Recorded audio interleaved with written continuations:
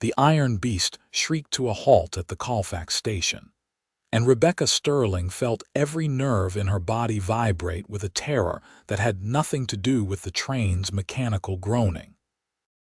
New Mexico territory stretched before her in all its dusty, unforgiving glory, and somewhere in the small crowd gathered on the platform stood the man whose letters had convinced her to leave everything behind in Pennsylvania. She gripped her worn carpetbag tighter, her knuckles white beneath her gloves, and forced herself to descend the metal steps even as her legs threatened to buckle beneath her traveling dress. The September sun beat down mercilessly in 1882, so different from the gentle autumn back home. Rebecca's dark hair, pinned carefully that morning in Philadelphia, had come loose during the 3-day journey, and she knew she must look a fright. Her green eyes scanned the faces below, searching for someone who might match the description in the letters.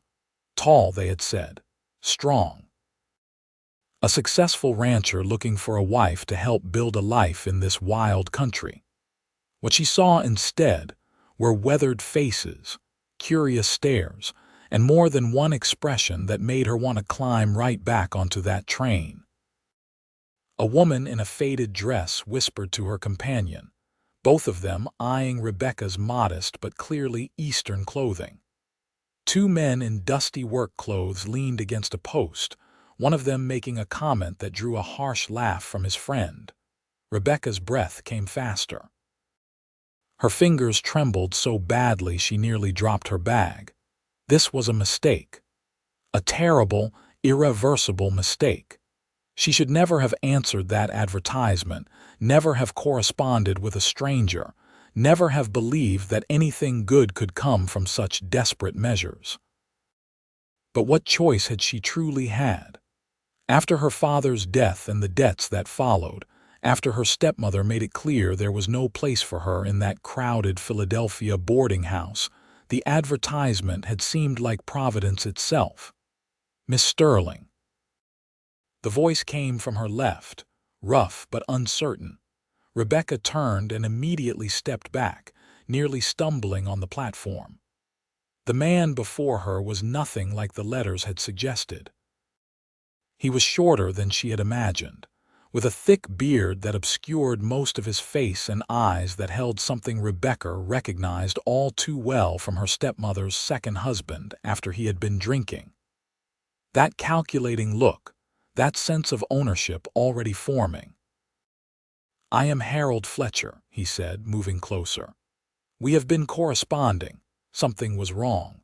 The letters had been signed Warren, not Harold. Rebecca's confusion must have shown on her face because the man's expression hardened. "Warren sends his apologies. He could not make it today. I am his business partner. He asked me to collect you and bring you to the ranch." Every instinct Rebecca possessed screamed at her to refuse. Ladies did not travel alone with strange men. But what alternative did she have? She had spent every cent she possessed on the train ticket. She knew no one in this territory, had no family to return to, no prospects beyond this arrangement. "I would prefer to wait for Mr. Fletcher here in town," Rebecca said, proud that her voice came out steady despite her shaking hands. Harold's jaw tightened. "The ranch is a 2-hour ride. Warren is expecting you today. He is a busy man, Miss Sterling. He does not have time to make this journey twice." Other passengers were departing now, greeting family members, loading luggage. The platform was clearing. Rebecca felt the walls of her options closing in. "Miss Sterling appears to need a moment." Another voice, this one softer, came from Rebecca's right. "New Mexico can be overwhelming when you first arrive." Rebecca turned to find a man who had not been there moments before, or perhaps she had been too focused on Harold to notice. He was tall, genuinely tall, with sandy brown hair that curled slightly at the collar and eyes the color of a summer sky. He wore simple cowboy clothes, work-worn but clean, and his hat was in his hands in a gesture of respect that seemed as natural as breathing.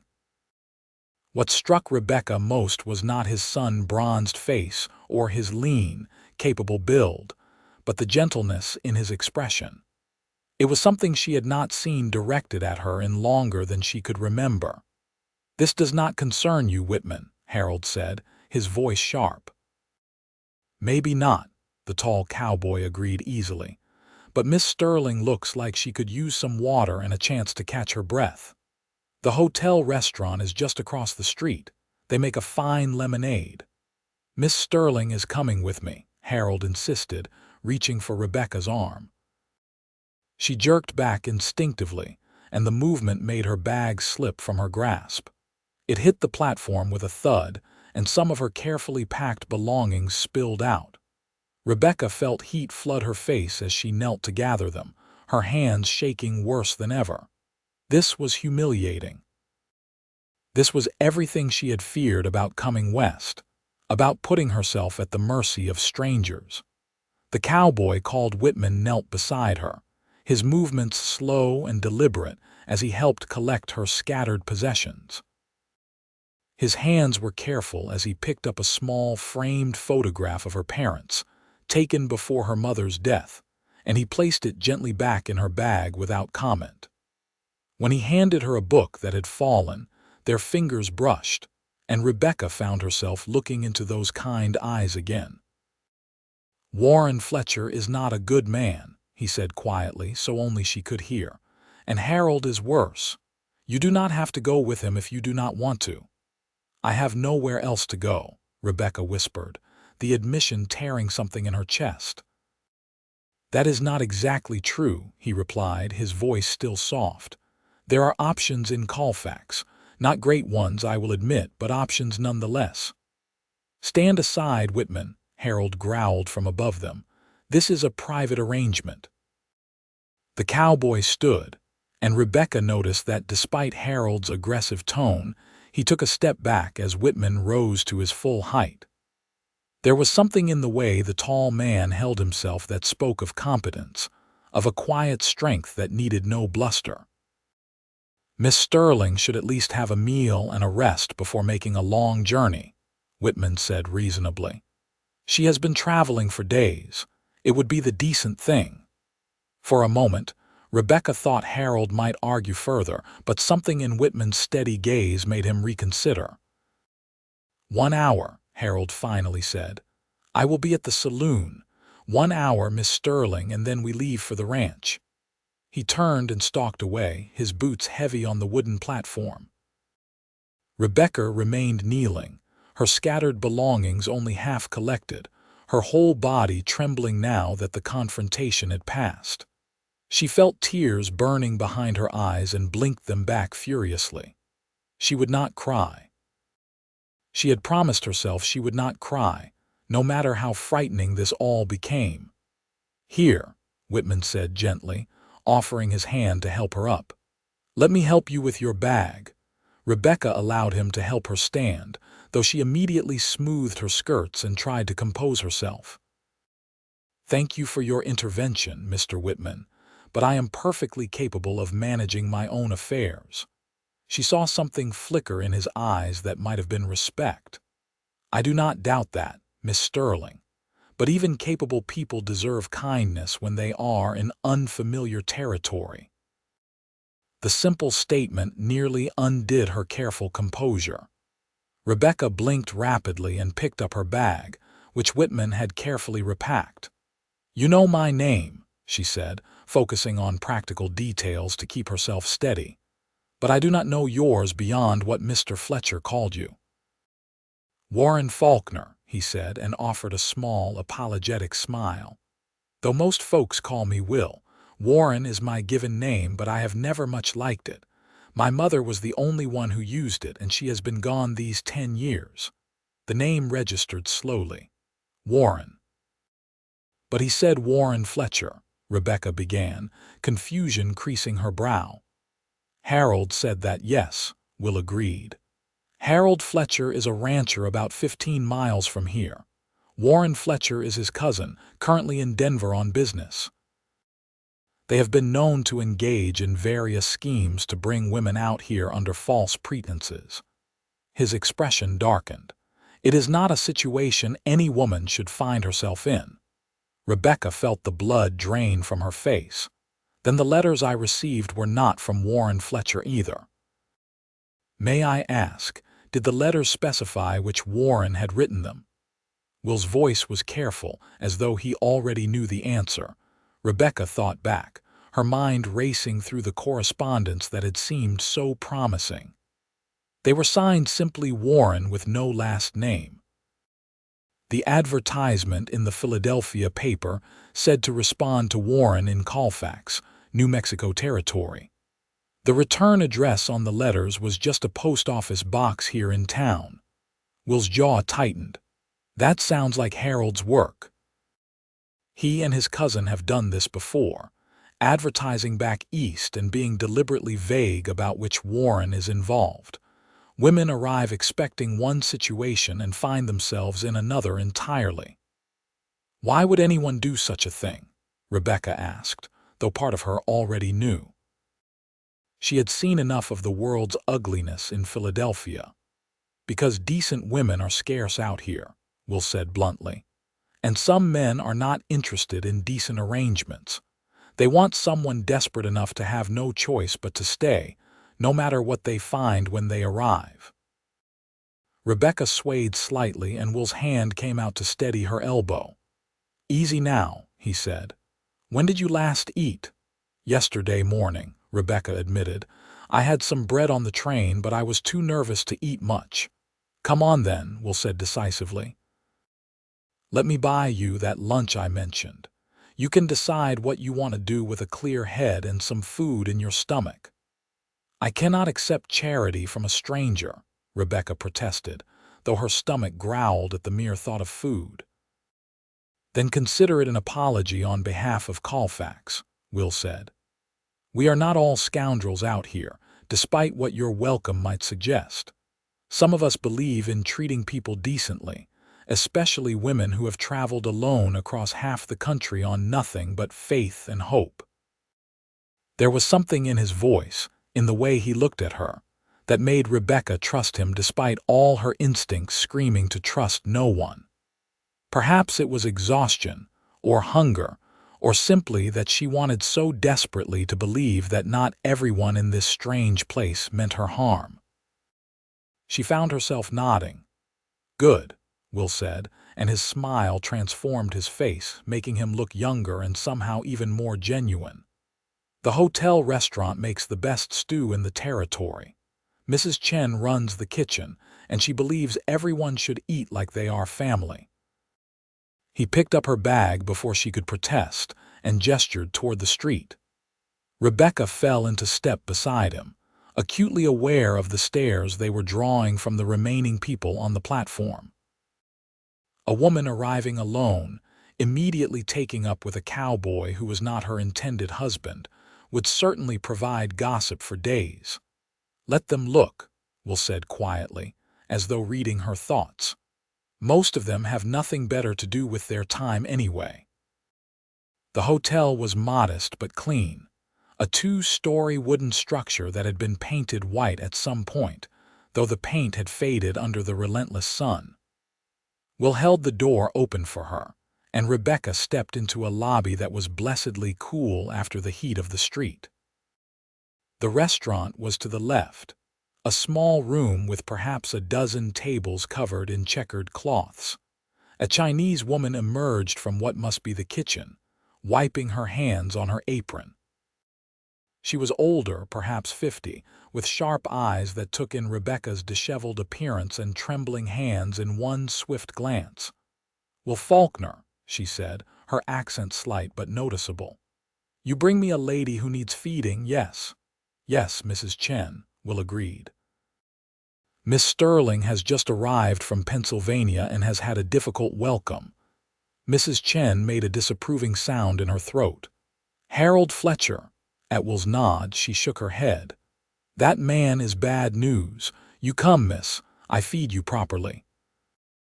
She led them to a table by the window, where Rebecca could look out at the dusty street but was partially shielded from view by a lace curtain. Will held her chair, a small gesture of courtesy that made Rebecca's throat tighten with unexpected emotion. It had been so long since anyone had treated her like she mattered. Mrs. Chen disappeared into the kitchen without taking an order, apparently deciding for herself what Rebecca needed. Will settled into the chair across from her and set his hat on an empty chair. Now that Rebecca had a chance to really look at him, she noticed details she had missed before. He had a scar along his jawline, nearly hidden by the shadow of stubble. His hands were calloused but clean, the hands of a man who worked hard but took pride in himself. And his eyes held a kindness that seemed genuine, not the false friendliness she had learned to recognize in Philadelphia's more dangerous neighborhoods. "Thank you," Rebecca said quietly, "for helping me. For this." She gestured at the table, the restaurant, the simple act of kindness he had shown. "No thanks needed," Will replied. "I am glad I happened to be at the station. I was picking up supplies that came in on the train." He paused, seeming to choose his words carefully. "May I ask what circumstances brought you to answer an advertisement for a mail-order bride?" "You do not have to tell me," he added quickly. "But if you do, it might help me suggest what you could do next." Rebecca looked down at her hands, folded in her lap. The gloves were wearing through at the fingertips. She would need to mend them soon, though she had no idea when she would have the opportunity or materials. "My father died 8 months ago," she said finally. "He had debts I knew nothing about. The boarding house we lived in was sold to cover them. My mother had died when I was 12, and my father remarried a few years later. His widow made it clear I was not welcome to stay with her and her children from her first marriage." "You have no other family?" Will asked gently. "An aunt in Boston, but she is elderly and barely able to care for herself. I wrote to her, but she said she could not take me in." Rebecca swallowed hard, hating how pathetic her circumstances sounded when spoken aloud. "I worked as a seamstress, but my wages were barely enough to cover rent for a single room. The boarding house where I found space was not safe for a woman alone. Men would try the door handles at night. The landlady did not care as long as the rent was paid." Will's expression darkened. "So you saw the advertisement and thought anything would be better than that?" "I thought I might find a partnership," Rebecca said, meeting his eyes with more courage than she felt. "The letters I received spoke of building a life together, of mutual respect and companionship. I did not expect love or romance. I simply hoped for safety and a purpose." Mrs. Chen emerged from the kitchen carrying a tray laden with bowls. She set down beef stew that smelled like heaven, fresh bread still warm from the oven, butter, and 2 glasses of cold lemonade. "You eat," she commanded Rebecca. "You too thin. The journey is hard, but you need strength." Rebecca's eyes burned with tears at the simple maternal concern in the woman's voice. "Thank you, Mrs. Chen. This looks wonderful." The older woman patted her shoulder. "You safe here. Will is good man. He help you figure things out." After she left, Rebecca picked up her spoon with trembling hands and took a bite of the stew. It was delicious, rich and hearty, and she had to stop herself from eating too quickly. Will ate quietly across from her, giving her time to settle herself. "Tell me about yourself," Rebecca said after she had taken the edge off her hunger. "It seems only fair, since you know my circumstances." Will looked surprised, as though he had not expected her to ask. "Not much to tell, really. I have a small ranch about 5 miles outside of town. Mostly cattle, some horses. I work it myself with the help of a hand named Tom Garrity, who is getting on in years but is still the best horseman I have ever known. We do well enough.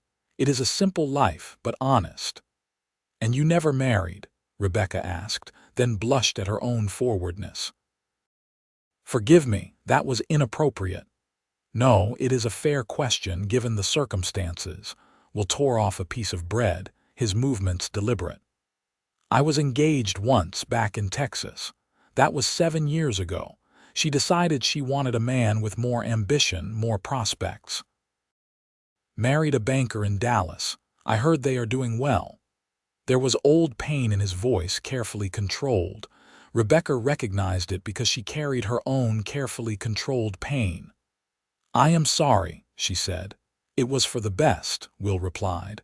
"We would not have made each other happy. She wanted things I could not give her, and I wanted things she could not understand. When I came to New Mexico, I decided to focus on building my ranch, making something that would last.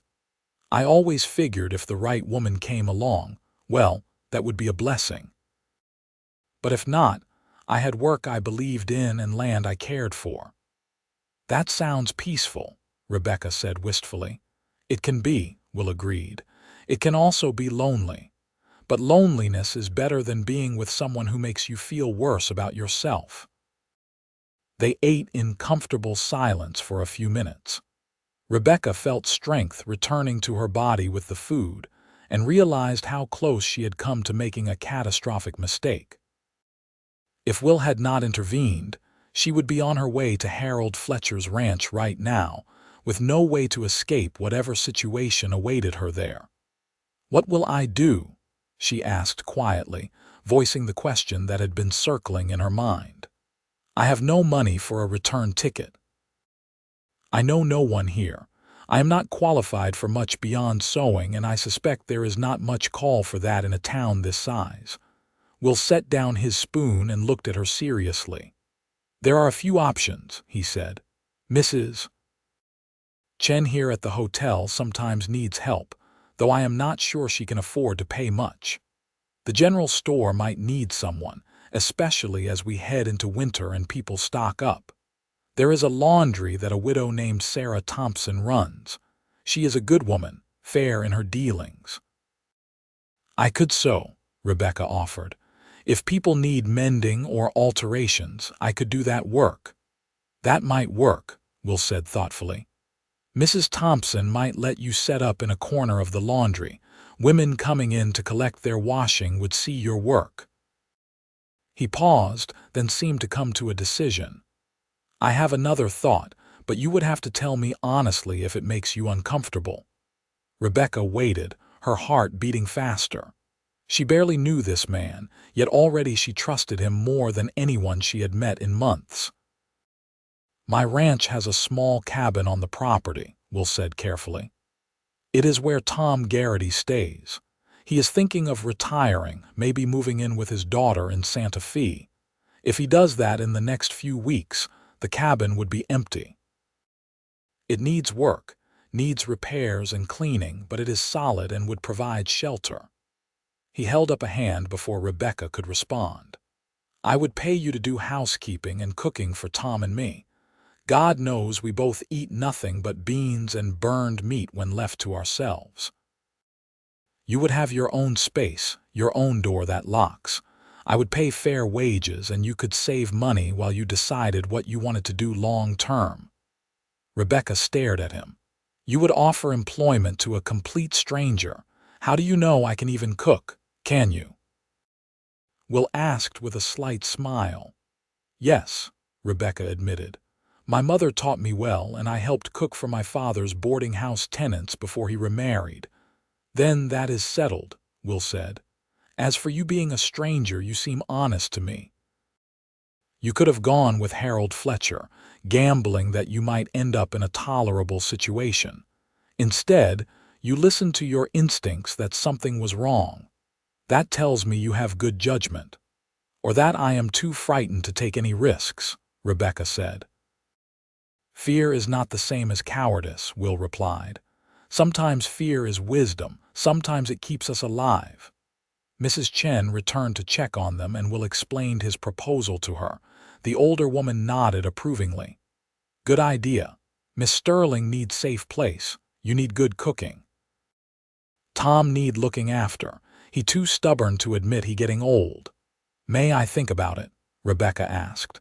The offer seemed too good to be true, and everything in her life had taught her that things that seemed too good to be true usually were. "Of course," Will said. Mrs. Chen does Mrs. Thompson have space in the boarding section of her house. Miss Sterling could stay there while she considers her options. I check, Mrs. Chen said. But yes, I think so. Sarah is good woman, keep clean house. No men allowed upstairs. Very proper. Rebecca nodded slowly. It seemed she had stumbled into a community of decent people, despite Harold Fletcher's schemes. I would appreciate that, thank you. Will glanced at the clock on the wall. Harold will be coming to find you soon. Would you like me to tell him you are declining the arrangement? No, Rebecca said, feeling a spark of courage. I should tell him myself. I will not let him intimidate me. Pride and approval flashed in Will's eyes. Would you like me to stand with you, or would you prefer to handle it alone? Stand with me, please, Rebecca said. If you do not mind. I do not mind at all. They finished their meal, and Will insisted on paying despite Rebecca's protests. You can pay me back by making me a decent pot roast once you are settled, he said. I have not had a good home-cooked meal in longer than I care to admit. As they stood to leave, Harold Fletcher pushed through the restaurant door. His face was flushed, either from drink or anger, and his eyes fixed on Rebecca with an expression that made her step instinctively closer to Will. Time to go, Miss Sterling, Harold said roughly. I have been waiting. I am not going with you, Rebecca said, proud that her voice came out clear and steady. I came to Colfax expecting to meet Warren Fletcher, a rancher who had written to me about an honest arrangement. You are not that man, and I will not be accompanying you anywhere. Harold's expression turned ugly. You signed a contract. Those letters constituted a binding agreement. A contract requires honest representation, Will interjected quietly. You misrepresented yourself and your intentions. Any lawyer would throw out such an agreement in minutes. You have no money, Harold said to Rebecca, ignoring Will. Where will you go? What will you do? You will end up in a far worse situation than what I am offering. That seems unlikely, Rebecca replied, her temper flaring despite her fear. I would rather scrub floors honestly than be party to whatever scheme you had planned. Harold took a step toward her, and Will moved smoothly between them. He did not touch Harold, did not threaten him, simply stood there with that quiet, immovable presence. The two men looked at each other for a long moment. She is not going with you, Harold, Will said softly.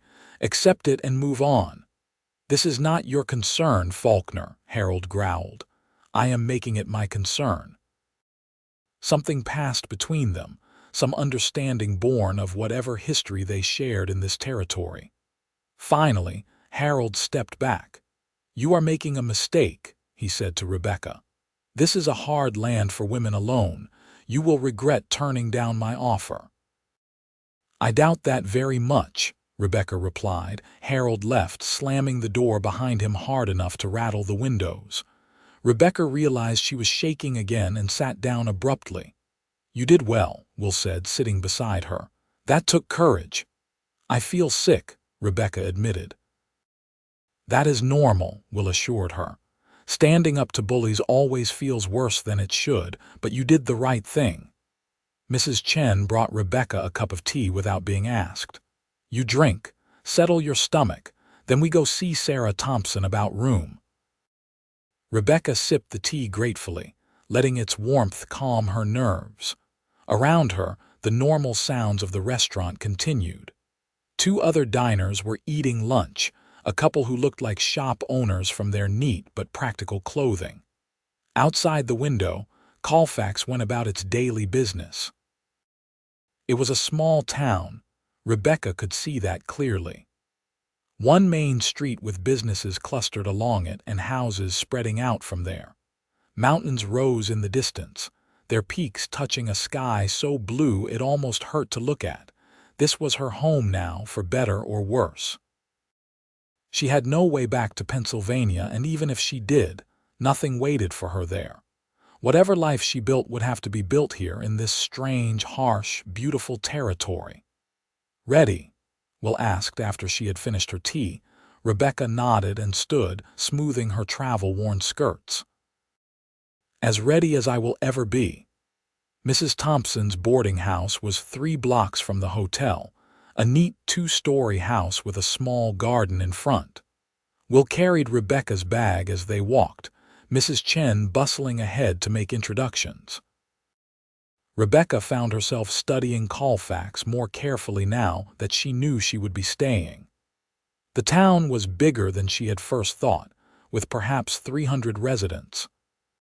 She saw a church, a school, the general store, a bank, a blacksmith, and various other establishments needed for a functioning community. Sarah Thompson turned out to be a woman in her late 40s with graying hair and a no-nonsense expression that reminded Rebecca of her mother. She listened to Mrs. Chen's explanation, then turned shrewd eyes on Rebecca. "Mrs. Chen vouches for you, and so does Will Falkner," she said. "That is good enough for me. I have a room on the 2nd floor, small but clean. $3 a week, including breakfast and supper. You provide your own lunch, and you are responsible for your own laundry, though I will let you use the facilities at a discount since I hear you might be doing sewing work." "That is very fair," Rebecca said. "Thank you. I do not have much money at present, but I hope to find work quickly." "Will mentioned you might be working for him," Sarah said. "That will be fine. He is an honest man, pays his debts. I will trust him to make sure you can pay your rent." The small room turned out to be perfect for Rebecca's needs. It held a narrow bed with a clean quilt, a small dresser, a washstand, and a chair by the window. It was sparse but private, and the door had a sturdy lock. After days of travel, sleeping sitting up on trains and worrying about her future, it looked like paradise. "I will leave you to settle in," Will said from the doorway. He had refused to enter the room, maintaining propriety even though Sarah stood right there. "I need to collect my supplies and head back to the ranch. Why do not you take a few days to rest and get your bearings? Come out to the ranch on Saturday if you are still interested in the job, and I will show you around, introduce you to Tom. Mrs. Chen can give you directions." "Saturday," Rebecca agreed. "Thank you, Mr. Falkner, for everything today." "Will," he corrected gently. "Mr. Falkner was my father." "I am just Will." After he left, Rebecca sat on the edge of her bed and finally allowed herself to cry. She cried for her father, for the home she had lost, for the frightening journey and the terrifying moment when she thought she might have made an irreversible mistake. But underneath the fear and grief, she felt something else stirring. Hope, fragile and tentative, but real nonetheless. She had met a kind man who had helped her without asking for anything in return. She had found women willing to give her a chance. She had stood up to someone who tried to intimidate her. These were small victories, but they were hers. Rebecca washed her face, unpacked her few belongings, and went downstairs to thank Sarah properly and ask what she could do to help earn her keep until Saturday. The older woman set her to mending some linens, and Rebecca settled into the familiar rhythm of needle and thread, letting the simple, honest work soothe her battered nerves. The next few days passed in a blur of adjustment. Rebecca helped Sarah with various household tasks, earning small amounts of credit against her rent.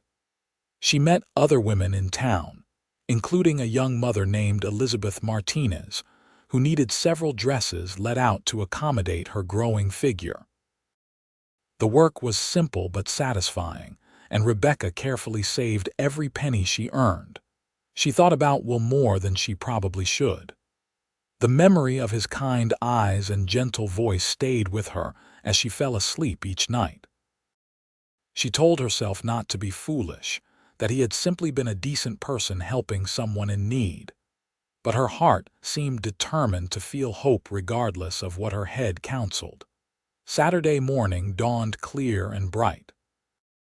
Rebecca dressed in her most practical clothes, a simple brown skirt and white shirtwaist that could withstand the dust of travel. She braided her dark hair and pinned it securely, donned her bonnet, and set out following Mrs. Chen's careful directions. The walk to Will's ranch took about an hour and a half at a steady pace. Rebecca was grateful for the exercise after days of being largely sedentary. The landscape was so different from Pennsylvania, all open space and distant horizons. She passed a few other properties, modest ranches with cattle grazing and horses in corrals. Everyone she passed greeted her politely, though she saw curiosity in their eyes. Will's ranch appeared around a bend in the road, and Rebecca stopped to take it in. It was modest but well-maintained, with a main house that looked solid and weatherproof, a barn, several outbuildings, and corrals where she could see horses and some cattle. Beside the main house stood a smaller cabin, clearly the one Will had mentioned. The whole property had an air of careful attention, of someone who took pride in their work. Will emerged from the barn as she approached, wiping his hands on his pants. His face lit up with a genuine smile when he saw her. "Miss Sterling, you came." "Rebecca, please," she said. "If I am to call you Will, you should call me by my given name." "Rebecca it is," he agreed. "Come, let me show you around. Tom is out checking fence line, but he will be back for lunch. I have been warned to be on my best behavior for inspection." Rebecca laughed, surprising herself with the sound. When had she last laughed? Will seemed pleased by her amusement and launched into a tour of the property.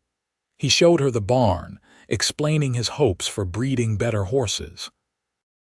He introduced her to his cattle, a small herd that he was carefully building up. He was knowledgeable and passionate about his work, and Rebecca found herself genuinely interested in what he was creating.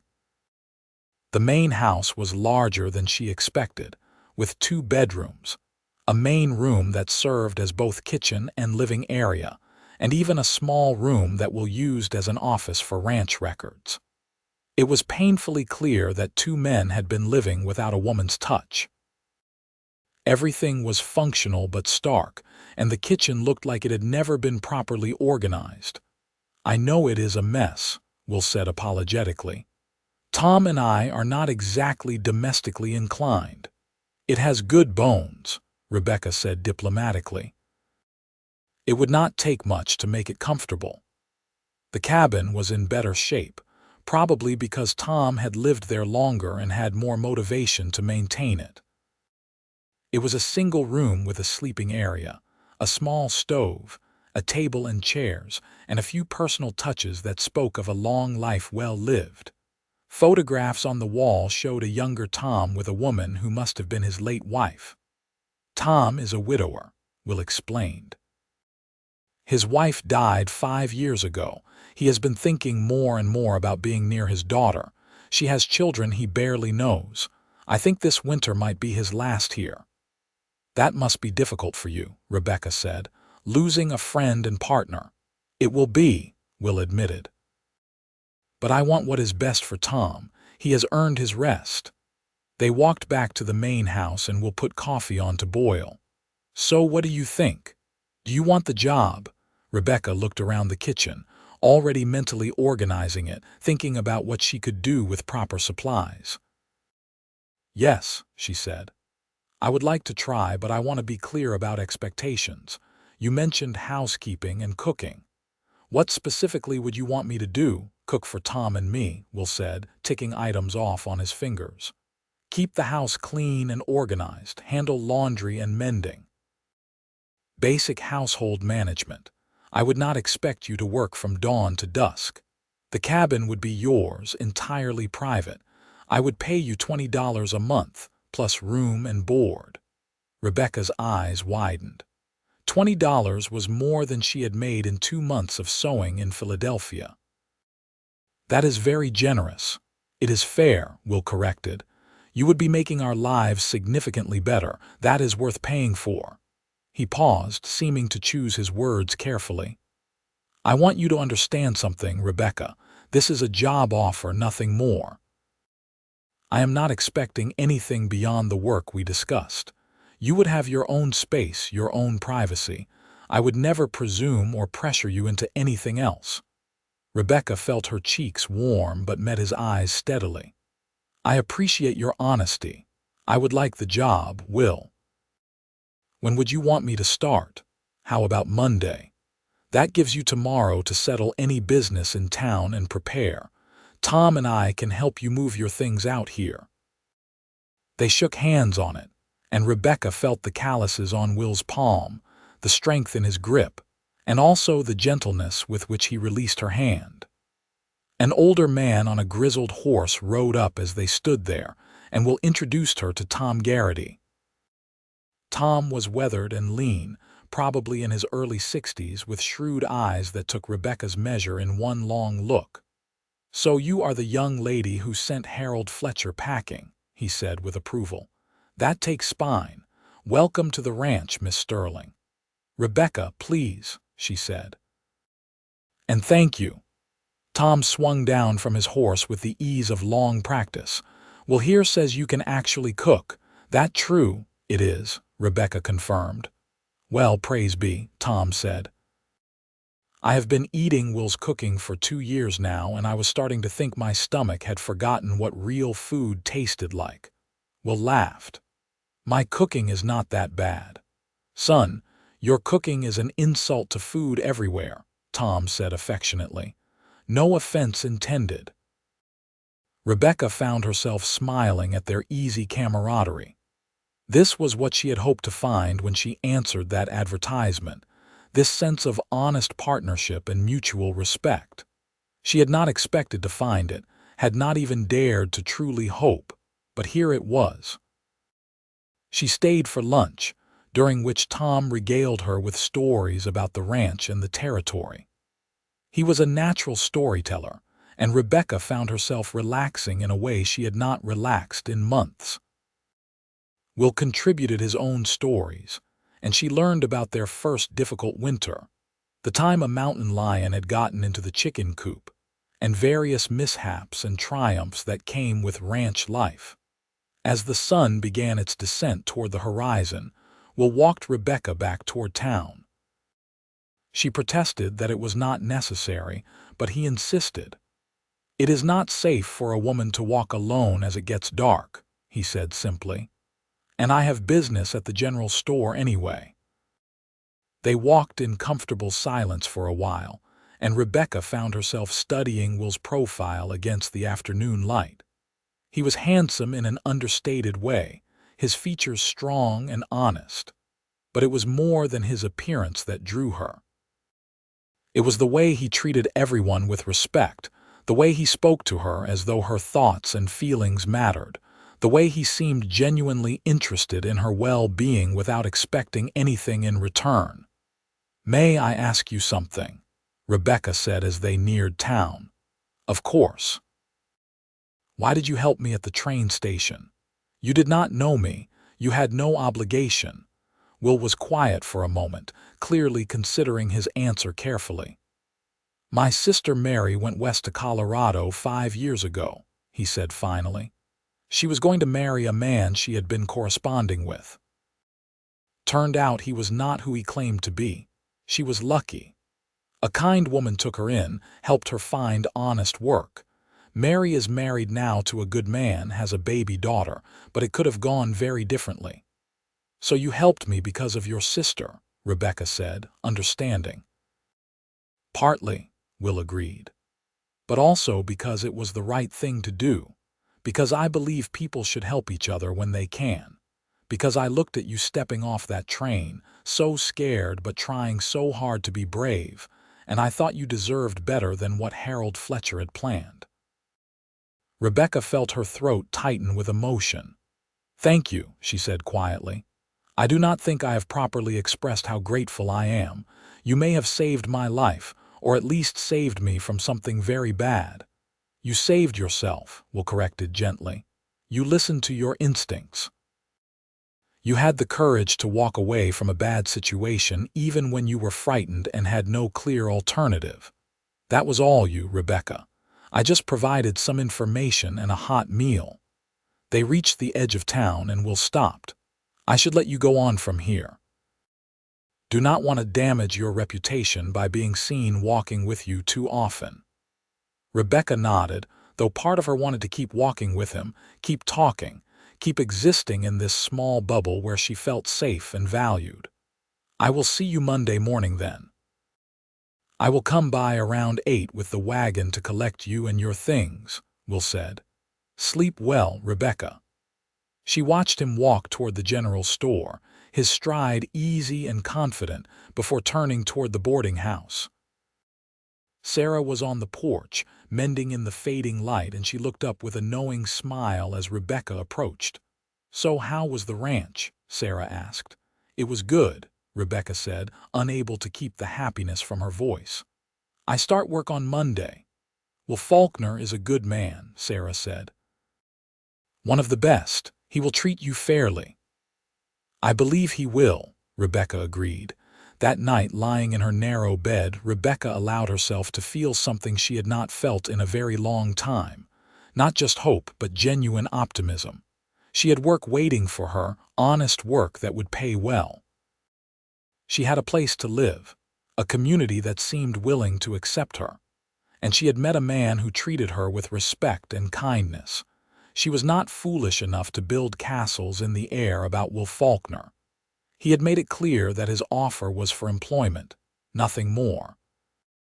But she could not help noticing the way her heart beat faster when he smiled at her, the way she felt safe in his presence, the way his voice seemed to settle something restless inside her. Monday morning arrived with brilliant sunshine. Rebecca packed her few belongings carefully, said goodbye to Sarah with promises to visit, and was waiting on the porch when Will arrived with the wagon. He helped her load her trunk and carpetbag, handed her up onto the seat with careful courtesy, and they set off toward the ranch. Nervous, Will asked as they left town behind. A little, Rebecca admitted. I want to do well. I want to prove I am worth what you are paying me. You already are, Will said confidently. Tom is beside himself with excitement about having decent meals. He made me promise to tell you that he is particularly fond of apple pie in case you were wondering what to cook first. Rebecca laughed. I will see what I can do, though I will need to know what supplies you have on hand. We stocked up yesterday, Will said. Tom went a bit overboard, I think. The pantry is full enough to survive a siege. The ranch looked even better in the morning light. Will helped Rebecca settle into the cabin, which had been cleaned and aired out. Fresh linens were on the bed, curtains had been hung on the windows, and someone had put wildflowers in a jar on the small table. Tom's idea, Will said when he saw her looking at the flowers. He wanted you to feel welcome. Rebecca touched the petals gently, moved by the simple gesture. Please tell him thank you. She changed into a work dress and apron, pinned her hair securely, and made her way to the main house. The pantry was indeed well stocked, and Rebecca spent the morning taking inventory and organizing everything properly. She found where Will kept his chickens and collected eggs, discovered a small vegetable garden that had been somewhat neglected, and began planning meals in her head. By noon, she had beef stew simmering on the stove and biscuits baking in the oven. The smell drew both Will and Tom from their work, and they appeared in the kitchen like hopeful puppies.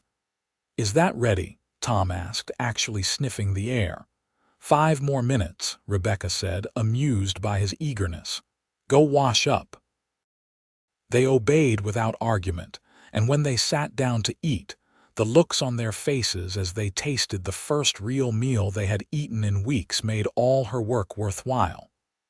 Rebecca, Tom said seriously, if Will here does not marry you, I will, and I am old enough to be your grandfather. Rebecca blushed furiously while Will choked on his coffee. Tom, Will sputtered. I am just saying what needs to be said, Tom replied, unrepentant. Miss Rebecca, this is the finest meal I have eaten since my wife died.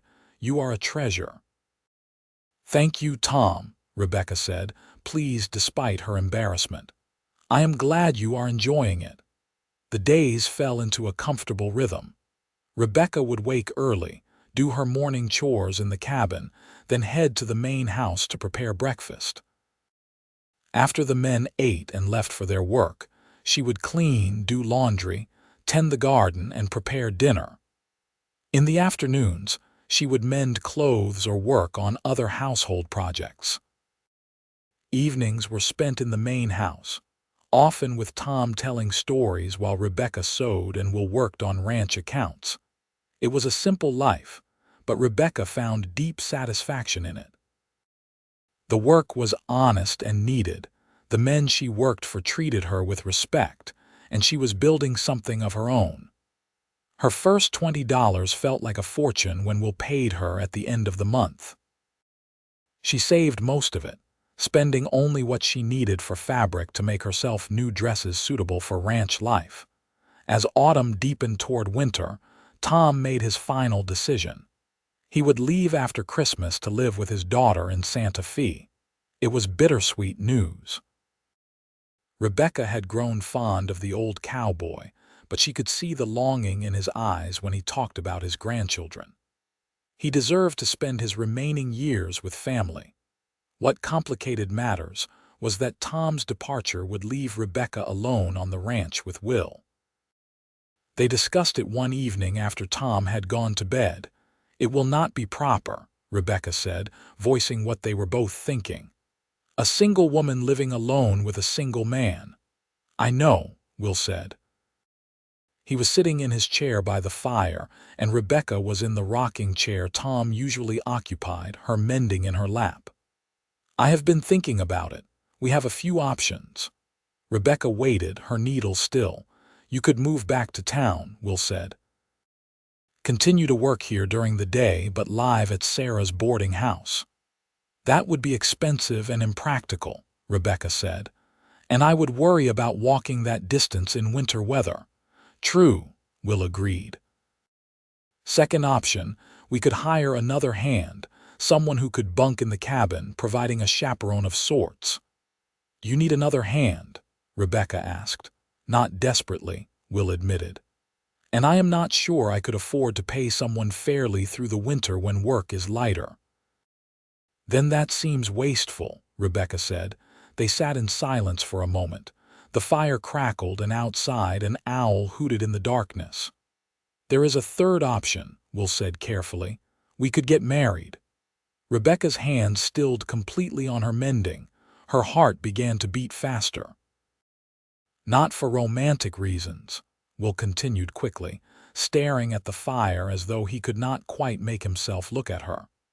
"But as a practical arrangement. It would solve the propriety issue. It would give you legal protection and security. And I would like to think that by now we have become friends. Marriage does not have to be about passion or romance. It can be about partnership and mutual respect." Rebecca set down her mending, her mind racing. In the 3 months since she had arrived in Colfax, she had come to care for Will more than was probably wise. She looked forward to his presence, treasured their conversations, found herself studying the way lamplight caught in his hair or the way his hands looked when he was working on ranch records. She had tried to keep her feelings in check, reminding herself that he had offered employment, not courtship. "You do not have to answer now," Will said into the silence. "Think about it. Take all the time you need." "What would you want from such a marriage?" Rebecca asked. Her voice came out steadier than she felt. "You said not romantic, but what exactly does that mean?" Now Will did look at her, his blue eyes serious in the firelight. "It would mean you would be my wife in name and in law. You would have all the rights and protections that come with that. The ranch would be as much yours as mine. You would never have to worry about being without a home or means of support." He paused, seeming to choose his words with great care. "As for the other aspects of marriage, we would only pursue those if and when both of us wanted to. I would never presume or pressure you. If you wanted the marriage to remain in name only, I would respect that completely. And if you met someone you actually wanted to marry for love? Rebecca asked, hating how her voice caught on the question. I would not offer marriage to you if I thought that was likely, Will said. Rebecca, I am not a young man anymore. I am 30 years old. If I were going to fall desperately in love, I think it would have happened by now. What I want is a partner, someone to build a life with, someone I respect and trust. I have found that with you. Rebecca's heart was hammering so hard she thought he must hear it. May I ask you something honestly, and will you answer honestly? Always, Will promised. Do you care for me at all? Beyond friendship and respect, I mean. Because I need to know if this is truly just a practical arrangement or if there might be something more. Will stood from his chair and crossed to kneel beside her rocking chair, putting them at eye level. He took her hand gently, and Rebecca felt the now familiar calluses, the warmth of his palm. I care for you more than I probably should, given that I promised you just employment, he said quietly. I think about you constantly. I find excuses to come to the house during the day just to see you. I lay awake at night thinking about you in that cabin, wondering if you are warm enough, if you are happy here, if you ever think about me the way I think about you. When Tom announced he was leaving, my first thought was not about losing a good hand. It was about whether you would still be willing to stay. Rebecca felt tears prick her eyes. I care for you too, she admitted. I have tried to keep proper boundaries, but I find myself looking for you when you are not here and missing your voice when you are out working. I make your favorite foods because I love seeing your face when you taste them. I mend your shirts and think about you wearing them. Will's face transformed with hope and something deeper, something tender. Then maybe this would not be just a practical arrangement after all, he said. Maybe it could be a real marriage, one that starts with friendship and respect and grows into something more. Are you proposing to me? Rebecca asked, tears now sliding down her cheeks, though she was smiling. I suppose I am, Will said, and he was smiling too. Rebecca Sterling, would you do me the honor of becoming my wife? I promise to respect you, to provide for you, to be faithful to you, and to do my very best to make you happy for as long as we both live. Yes, Rebecca said, the word coming out on a sob. Yes, I will marry you, Will Falkner. He stood and gently pulled her to her feet, then cupped her face in his hands and kissed her. It was soft and sweet and full of promise, and Rebecca felt something unlock in her chest, some place that had been closed and guarded for so long she had forgotten it existed. When they finally pulled apart, both of them were crying and laughing at the same time. I did not expect to propose tonight, Will said. I had not planned any of this. Neither did I, Rebecca admitted, but I am glad we did. I am tired of being cautious and afraid. I want to be happy, Will. I want to build a life with you. We will, he promised. We will be so happy, Rebecca. I will make sure of it. Tom emerged from his room the next morning to find them sitting close together at breakfast, holding hands on the table, both of them glowing with happiness. He took one look at them and whooped with joy. About time, he declared.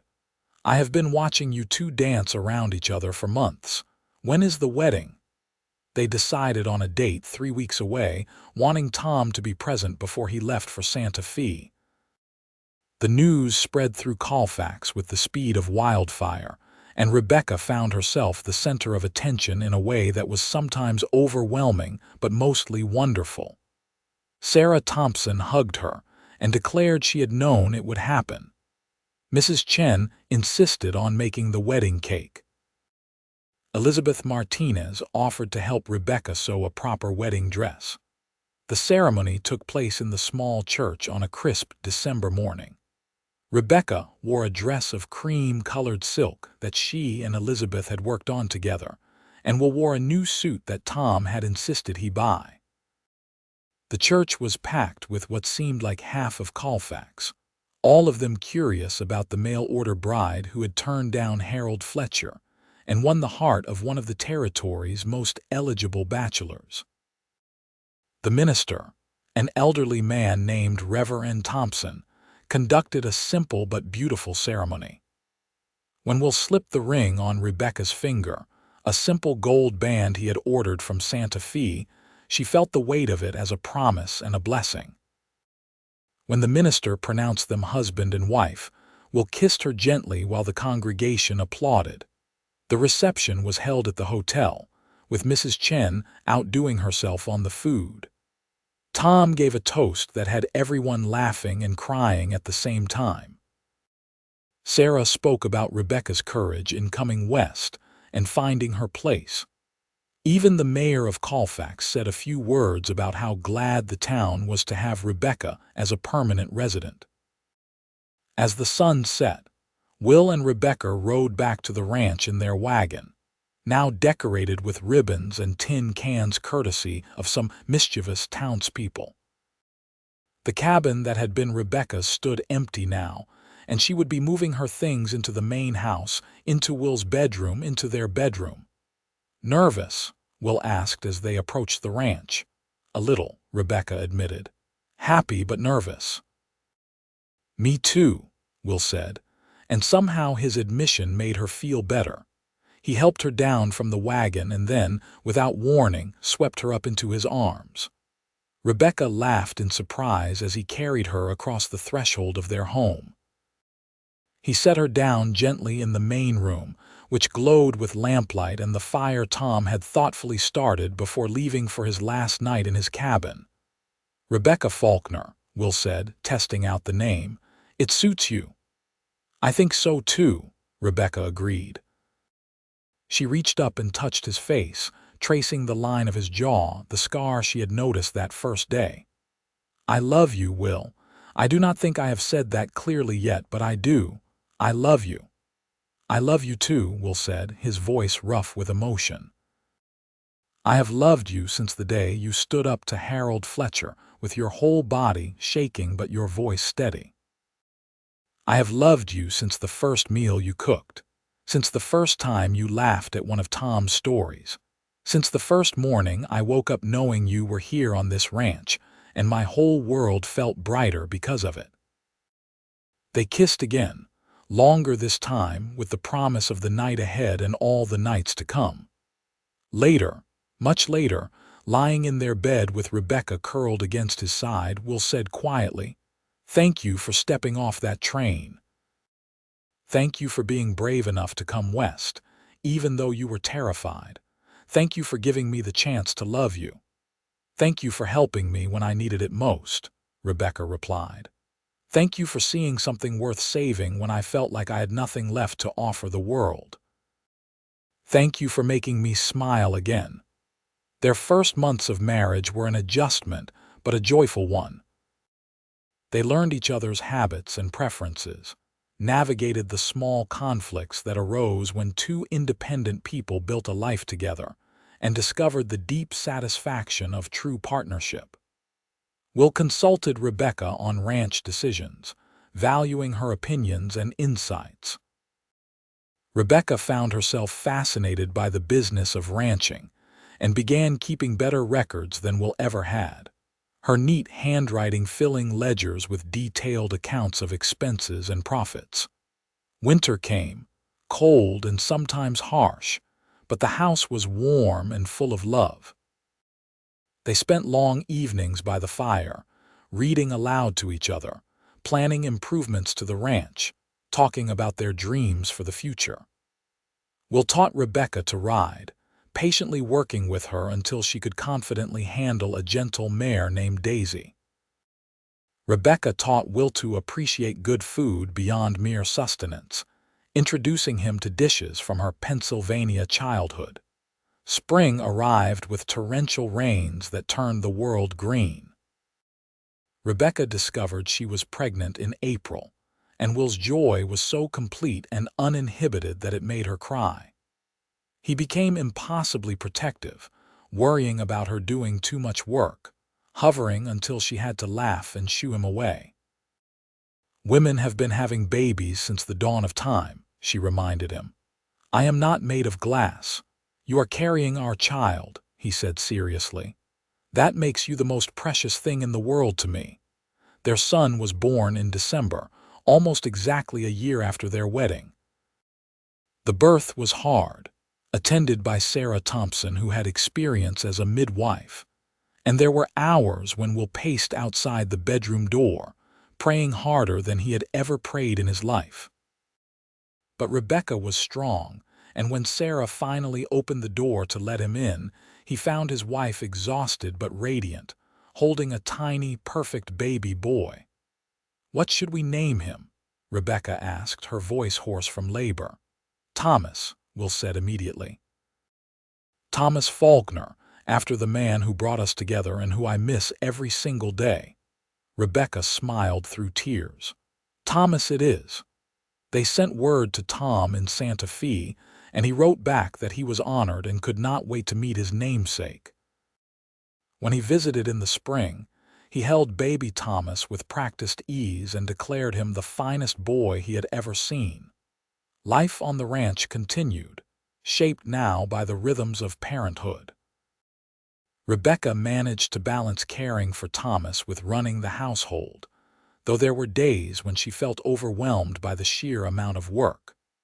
Will helped more than most men would, not seeing it as beneath him to change a diaper or walk a fussy baby while Rebecca caught a few hours of sleep. They hired a young man named Peter Wilson to help with ranch work, and he bunked in Tom's old cabin. The extra help allowed Will to spend more time with his family, and he never took that gift for granted. He would come in from working to find Rebecca nursing Thomas or singing to him, and the sight filled him with a contentment he had never imagined possible. More children followed over the years. A daughter named Mary after Will's sister came 2 years after Thomas. Then another son, Robert, born healthy and loud. Each pregnancy terrified Will, remembering how hard Thomas's birth had been, but Rebecca sailed through the next 2 with relative ease. Their family grew, and so did the ranch, prospering under their careful management. Elizabeth Martinez remained a close friend, and their children played together. Sarah Thompson became like a grandmother to the Falkner children. Mrs. Chen always had treats ready when they came to town. The community that had seemed so foreign and frightening to Rebecca that first day became home in the deepest sense. Harold Fletcher, they heard through town gossip, had eventually left the territory after one scheme too many. No one was sorry to see him go. The man's departure felt like the final closing of a dark chapter in Rebecca's life. On their 10th wedding anniversary, Will and Rebecca stood together on the porch of their home, watching their 3 children play in the yard. Thomas, now 9, was teaching 5-year-old Mary to rope a fence post. 3-year-old Robert was helping by providing enthusiastic commentary.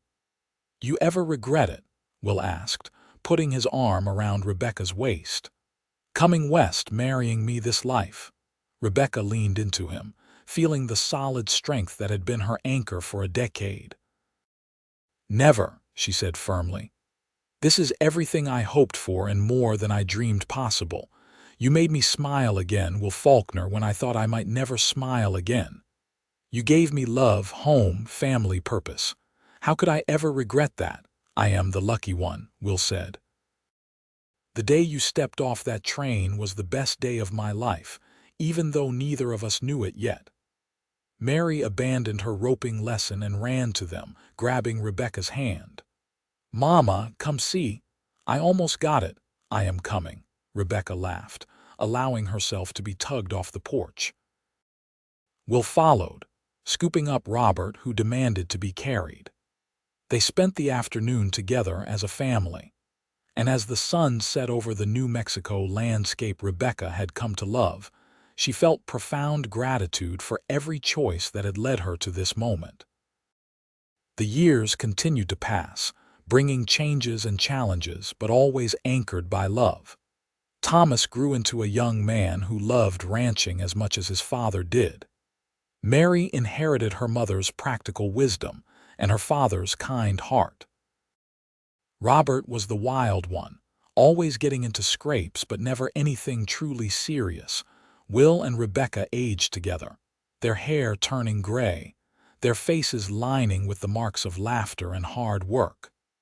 They buried friends, celebrated weddings, welcomed grandchildren. Through it all, they remained partners in the truest sense, facing everything together. On their 30th anniversary, their children threw them a party that brought together 3 decades of friendship and community. Tom, now in his 90s and frail but still sharp, made the journey from Santa Fe with his daughter. He raised a glass in toast. 30 years ago, I watched 2 lonely people find each other, he said, his voice quavering with age but strong with emotion. I watched a scared young woman step off a train and a good man decide to help her. I watched friendship turn to love, watched 2 people build something beautiful together. Will and Rebecca Falkner, you have been an inspiration to everyone who knows you. Here is to 30 more years. Hear, hear. The crowd echoed. That night, alone in their bedroom, Will and Rebecca lay together as they had for 3 decades. Will traced patterns on Rebecca's arm, a habitual gesture of affection. You remember what you said to me our wedding night, Will asked, about being brave enough to come west. I remember, Rebecca said. You thanked me for stepping off that train. I still thank God for it every day, Will said. You are the best thing that ever happened to me, Rebecca. Then, now, always. And you saved me, Rebecca said softly. In every way a person can be saved. You gave me a reason to smile again when I had forgotten how. They fell asleep as they had for 30 years, wrapped in each other's arms, grateful for the mail-order bride advertisement that had brought them together, for the gentle cowboy who had seen past fear to the woman beneath, for the love that had grown between them and the life they had built. The ranch continued to thrive under their stewardship, and later under Thomas's management, when Will and Rebecca finally decided to step back from the daily operations. They never left the ranch, though. It was home, the place where they had found each other, the land they had worked together, the soil that held so many memories. Will died peacefully in his sleep at 78, with Rebecca holding his hand. She felt the moment he left, felt the absence of his presence like a physical thing. But even in her grief, she felt gratitude for the 48 years they had shared, for every moment from that first day at the train station to this final goodbye. Rebecca lived another 5 years, surrounded by children, grandchildren, and great-grandchildren. She never stopped telling the story of how she had stepped off a train trembling with fear and how a gentle cowboy had made her smile again. It became family legend, a story the great-grandchildren begged to hear over and over. And Grandpa will just walked right up, one would ask. He did, Rebecca would confirm. He saw someone who needed help and he helped. That is the kind of man he was. And you fell in love, we did. The best decision I ever made was stepping off that train. The second best was saying yes when he proposed. When Rebecca died at 83, she was laid to rest beside Will on a hill overlooking the ranch they had built together. Their gravestone was simple, bearing their names, dates, and a single line that Thomas had chosen. Here lie 2 souls who found each other and built a beautiful life. The ranch continued through the generations, each one adding their own mark while honoring the foundation Will and Rebecca had laid. The story of the mail-order bride and the gentle cowboy became part of family history, told and retold, a reminder that sometimes the bravest thing we can do is step into the unknown, and sometimes the kindest thing we can do is help someone who is afraid. In the end, theirs was a simple story, but one that mattered. A story of courage and kindness, of fear transformed into hope, of strangers becoming partners and then lovers. A story of two people who found each other in the wild, hard country of the New Mexico Territory in 1882 and built something lasting and beautiful. It was a story that began with trembling hands and ended with a legacy of love that stretched through generations. And whenever the family gathered at the ranch, whenever they looked out over the land their ancestors had worked, they remembered Rebecca Sterling, who stepped off a train with nothing but courage, and Will Falkner, who had the kindness to help her when she needed it most. Their love story had ended, but its impact continued, a testament to the truth that genuine kindness and authentic love can change everything. That one moment of choosing to help rather than ignore, to extend a hand rather than turn away, can alter the course of multiple lives. The town of Colfax eventually grew and changed, as all towns do, but old-timers still told stories about Will and Rebecca Falkner, about the mail-order bride who almost fell into a terrible situation, and the cowboy who saved her. The stories grew more elaborate with time, as stories do, but the heart remained true. The recognition that love, when built on a foundation of respect, kindness, and genuine partnership, can weather any storm and create something that outlasts individual lives. And so their story ended where it had begun, in the wide open spaces of New Mexico, under skies so blue they hurt to look at, on land that had been tamed by hard work and love. The train station where Rebecca had first arrived was eventually torn down and rebuilt, then rebuilt again. But the hotel where Will had bought her that first meal remained, and Mrs. Chen's recipes were still used in its kitchen, passed down through her family. The legacy was not just in buildings or land or even descendants, though those were all there. The legacy was in the story itself, in the reminder that we all have moments when we can choose kindness, when we can see someone struggling and decide to help, when we can look past our own concerns to recognize another person's need. Will Falkner had done that on a September day in 1882, and it had changed everything.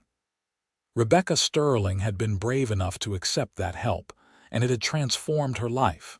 Together, they had created something beautiful, something lasting, something worth remembering. Their story was done, their lives lived fully and well, their love story complete. But the echoes of their choices, the ripples of their kindness and courage, continued to spread outward through time, touching lives they would never know, inspiring hearts they would never meet, proving that love in its truest form is both the simplest and most powerful force in the world. And somewhere, in whatever comes after this life, perhaps they were together still, the mail-order bride who had stepped off a train trembling with fear, and the gentle cowboy who had made her smile again, bound together as they had always been, by love that death itself could not diminish. Their story had reached its close, every thread woven together, every question answered, every fear overcome, every hope fulfilled. It was a good ending, a fitting ending, for a love that had been good and fitting from its very beginning, the end.